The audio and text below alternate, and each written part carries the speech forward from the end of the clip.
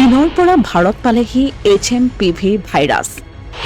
বেংগালুৰুত ধৰা পৰিছে প্ৰথমটো HMPVৰ সংক্ৰমণ। ৮মহীয়া আৰু ৩মহীয়া শিশুৰ দেহত ধৰা পৰিছে HMPV পজিটিভ। বৰ্তমান চীনত হিউমেন মেটাপনিউমো ভাইৰাছে সন্ত্ৰাসৰ সৃষ্টি কৰিছে। এই ভাইৰাছৰ বাবে শ শ লোকে প্ৰাণ হেৰুৱাইছে আৰু হাজাৰ হাজাৰ লোক ইয়াৰ চিকাৰ হৈছে। আতংকৰ মাজত দিন কটাইছে চীনৰ জনসাধাৰণে। কৰোনা ভাইৰাছৰ উৎপত্তি কেনেদৰে বিয়পি পৰিল এই সন্দৰ্ভত আজিলৈকে বিতৰ্ক চলি থকাৰ মাজতেই এই HMPV ভাইৰাছে সৃষ্টি কৰিছে আতংকৰ। দাবী কৰা হৈছে যে চীনত একাংশ ঔষধৰ বিক্ৰী হঠাতেই বৃদ্ধি হৈছে। ২০২৪ চনৰ শেষৰ ফালে ইনফ্লুৱেঞ্জাৰ প্ৰতিৰোধী ঔষধৰ বিক্ৰী ১৬৪% পৰ্যন্ত বৃদ্ধি হোৱা দেখা গৈছিল। আনহাতে জ্বৰৰ ঔষধৰ বিক্ৰীও পূৰ্বৰ তুলনাত ১৮২% বৃদ্ধি পাইছে।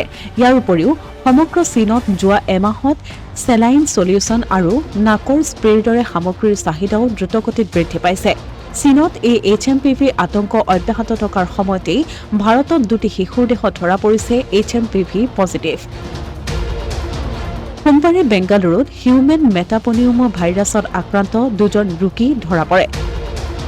কৰ্ণাটকৰ ৰাজধানী চহৰখনৰ একাংশ চিকিৎসালয়ত সুস্থ হৈ উঠা ৩মহীয়া এটি শিশু আৰু সুস্থ হৈ উঠা এটি ৮মহীয়া শিশুৰ দেহত ধৰা পৰিছে এই ভাইৰাছ। আক্ৰান্ত শিশু আৰু তেওঁলোকৰ পৰিয়ালৰ নাই কোনো শেহতীয়া ভ্ৰমণ ইতিহাসো।